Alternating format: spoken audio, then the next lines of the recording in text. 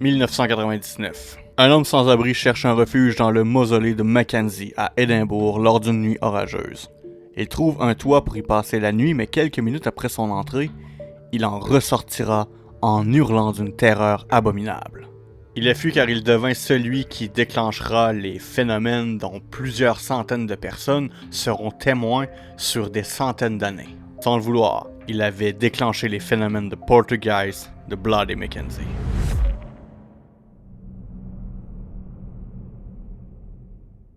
Imaginez la scène. La fin des années 90.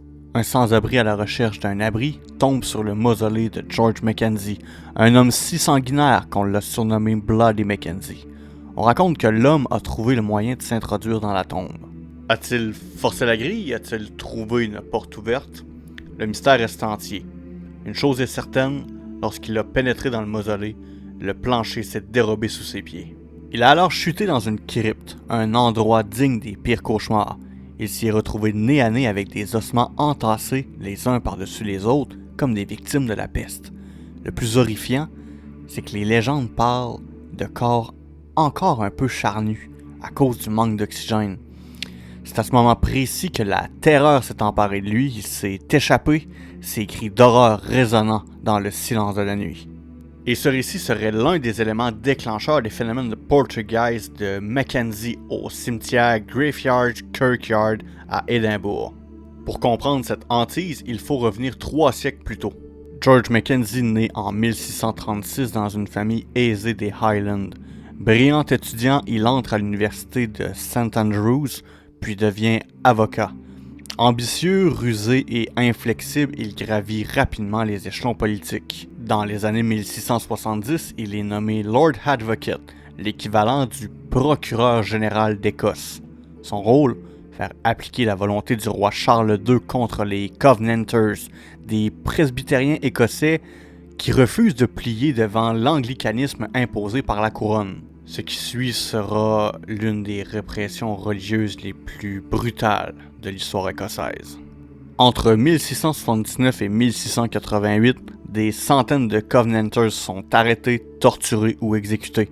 Des dizaines de prisonniers sont enfermés à ciel ouvert dans le Covenanters Prison, dans Graveyards, soumis à la faim, au froid et aux maladies. Mackenzie plaide sans relâche pour des peines de mort, justifie l'usage de la torture comme la terrible boot qui écrasait les jambes et refuse toute clémence, s'opposant aux appels à la miséricorde. Son nom devient synonyme de cruauté. Le peuple écossais lui donne un surnom qui collera à sa mémoire pour toujours, Bloody Mackenzie. Il meurt tranquillement chez lui en 1691 dans son lit, contrairement à la violence qu'il a infligée. Ça choque ses contemporains, qui espéraient une fin à la hauteur de sa cruauté. Il sera enterré dans un mausolée élaboré de Graveyard Kirkyard. Certains récits affirment que sa tombe serait maudite depuis le 18e siècle, certaines personnes refusant même de passer devant elle. Depuis l'événement de 1999, plusieurs phénomènes de poltergeist ont été recensés d'année en année, ainsi que certains événements qui viendront amplifier les phénomènes de poltergeist. Par exemple, en 2000, le médium Colin Grant aurait tenté d'exorciser le mausolée.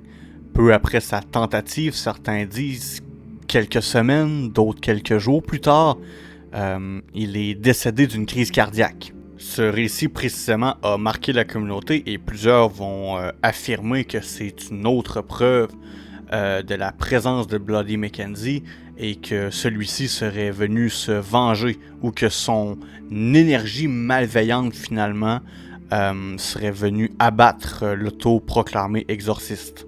Quelques années plus tard, en 2003, 2 adolescents vont entrer dans le mausolée et vont profaner un cadavre. Dans le palmarès des mauvaises idées, on est pas mal dans le haut de la liste, on s'entend? Donc l'un des deux va retirer la tête d'un corps pour l'utiliser comme pantin. Je pense que là on repousse même les limites de la stupidité. Ces actes auraient, selon certains, accentué la vivacité des événements paranormaux de Graveyard Kirkyard, l'activité se serait tellement intensifiée que certains guides refusaient d'entrer dans le mausolée.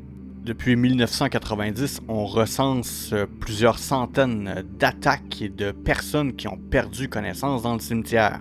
L'auteur John Andrew Henderson, qui a mis sur pied les visites paranormales du coin, a écrit plusieurs livres au sujet du Poltergeist Mackenzie. Il a recueilli plus de 200 pages de rapports d'individus ayant eu une expérience paranormale dans le secteur. Il a même avoué avoir arrêté de compter après avoir obtenu 200 indications de personnes s'étant effondrées dans le cimetière.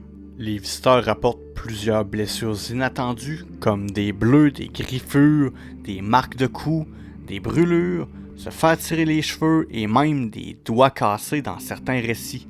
La plupart affirment que c'est après l'une des visites paranormales nocturnes qu'ils ont remarqué ces blessures. Une femme aurait aussi été retrouvée inconsciente près du mausolée avec des marques au cou s'apparentant à des traces de strangulation. D'après Anderson, certaines théories expliquent la plupart de ces phénomènes par des espèces d'hallucinations ou par des troubles mentaux. Il précise cependant que c'est un nombre très impressionnant de personnes qui auraient des problèmes hallucinogènes ou psychotiques, laissant donc sous-entendre que c'est une théorie plus ou moins farfelue, avec autant de témoignages différents sur plusieurs années. Il faut quand même préciser que le nombre de témoignages oscille entre 200 et 500, dépendant de la source et de l'âge de celle-ci. Bien sûr, la théorie peut s'expliquer par la réputation de l'endroit, donc via l'effet de suggestion. Est-ce que leur cerveau leur aurait joué des tours? Possible.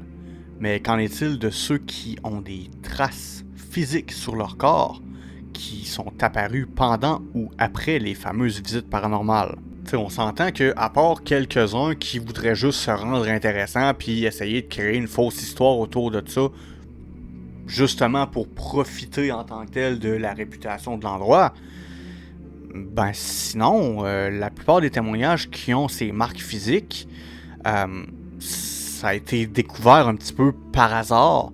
Donc, dépendamment des gens, il y en a, comme je dis, qui vont vouloir se rendre intéressants. Il y en a d'autres qui avaient possiblement ces traces-là déjà sur le corps, ou, ça se peut que ce soit arrivé pendant, qui se cognent quelque chose de genre, mais qui l'ont juste remarqué finalement par après, tout simplement. Comme je le disais, on parle entre 200 et 500 témoignages. Est-ce qu'on a entre 200 et 500 témoignages qui n'auraient pas remarqué ces traces-là ou qui auraient inventé ça de toutes pièces? 500 témoignages seraient expliqués par des hallucinations, de fausses attributions ou par l'exagération elle-même? Un autre point sur lequel les sceptiques vont un petit peu plus peser sur le crayon, si je peux dire ça comme ça, c'est la mort du fameux exorciste là, qui est passé exorciser le mausolée et qui finalement est décédé quelques jours ou quelques semaines plus tard, dépendant des différentes histoires qu'on peut retrouver. Alors il semblerait que Colin Grant aurait traîné depuis un certain moment des problèmes de santé, donc ce serait juste un très malheureux hasard que son décès est survenu après qu'il soit venu exorciser le mausolée. Mais encore une fois, un petit peu comme l'histoire du Poltergeist de Beauport de Québec, ben, le temps aura eu raison de cette explication-là. Bien évidemment, on peut pas remonter dans le temps pour aller confirmer vraiment la source du décès, malgré que on s'entend que à l'origine, je penserais pas que le médecin a quand même mis sur son rapport que Bloody Mackenzie est venu assassiner Colin Grant. Si c'est le cas, je veux mettre la main sur ce rapport-là.